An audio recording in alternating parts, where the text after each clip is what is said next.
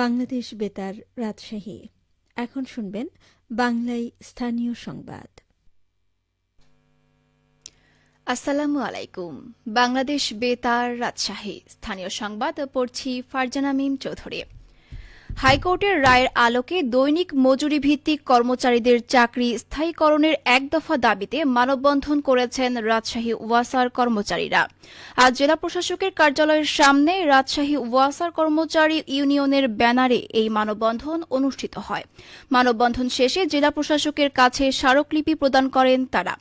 অপরদিকে একই দাবিতে দুপুরে বিভাগীয় কমিশনারের কার্যালয়ের সামনে আরও একটি মানববন্ধন কর্মসূচি পালিত হয়। পরে বিভাগীয় কমিশনারের কাছেও স্মারকলিপি দেন ওয়াসার কর্মচারীরা। স্মারকলিপিতে উল্লেখ করা হয়, রাজশাহী ওয়াসার তৃতীয় ও চতুর্থ শ্রেণীর অস্থায়ী ও মাস্টার রোলভুক্ত প্রায় ১৪৯ জন কর্মচারী দীর্ঘ ২০ থেকে ২৫ বছর ধরে চাকরিতে নিয়োজিত রয়েছেন।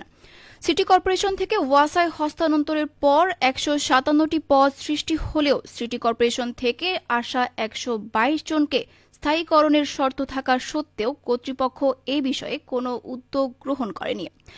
কর্মচারীরা দ্রুত হাইকোর্টের রায়ের আলোকে নিয়মতান্ত্রিকভাবে স্থায়ীকরণ প্রক্রিয়া সম্পন্নের দাবি জানান। রাজশাহীর বাঘা উপজেলার পদ্মারচরে অভিযান চালিয়ে একটি বিদেশি পিস্তল, পাইপগান ও শুটার গান জব্দ করা হয়েছে। আজ সকালে র্যাব ৫ কার্যালয় থেকে পাঠানো এক বিজ্ঞপ্তিতে এসব তথ্য নিশ্চিত করা হয়। গত রাতে র্যাব ৫-এর একটি চৌকস দল এ অভিযান পরিচালনা করে। র্যাব ৫ অধিনায়ক লেফটেন্যান্ট কর্নেল মোহাম্মদ মাসুদ পারভেজ জানিয়েছেন, বেশ কিছুদিন থেকেই পদ্মারচর দখল নিয়ে সন্ত্রাসী কার্যক্রম পরিচালনা করছে বিভিন্ন ব্যক্তি। একাধিক হত্যাকাণ্ডের ঘটনাও ঘটেছে।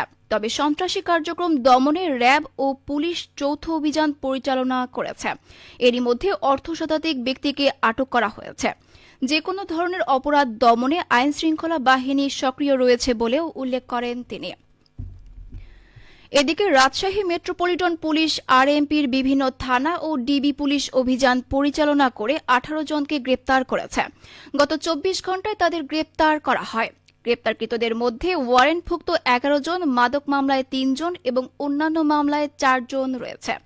আরএমপির মুখপাত্র উপপুলিশ কমিশনার মোহাম্মদ গাজীউর রহমান জানান, সুনির্দিষ্ট অভিযোগের প্রেক্ষিতে তাদেরকে গ্রেপ্তার করা হয়েছে।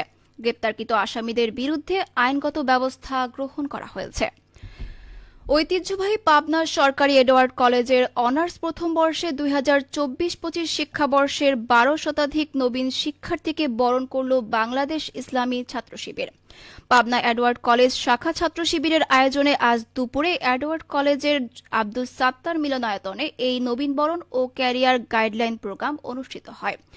অনুষ্ঠানে প্রধান অতিথি হিসেবে বক্তব্য রাখেন ইসলামী ছাত্র শিবিরের কেন্দ্রীয় সেক্রেটারি জেনারেল নুরুল ইসলাম সাদ্দাম ও প্রধান আলোচক হিসেবে বক্তব্য রাখেন ছাত্র শিবিরের সাবেক কেন্দ্রীয় সভাপতি সিরাজুল ইসলাম। এদিকে সিরাজগঞ্জ সরকারি কলেজের একাদশ শ্রেণীর শিক্ষার্থীদের নবীনবরণ ও বিজ্ঞান মেলা অনুষ্ঠিত হয়েছে। আজ সিরাজগঞ্জ সরকারি কলেজের উদ্যোগে নবীনবরণ ও বিজ্ঞান মেলা অনুষ্ঠিত হয়। বিজ্ঞান মেলা উদ্বোধন অনুষ্ঠান ও নবীনবরণে প্রধান অতিথি হিসেবে উপস্থিত ছিলেন প্রধান উপদেষ্টা কার্যালয়ের সচিব সাইফুল্লাহ পান্না। তিনি বলেন, শিক্ষার্থীদের বিজ্ঞান মনস্ক করে গড়ে তুলতে গুরুত্বপূর্ণ ভূমিকা পালন করে বিজ্ঞান মেলা।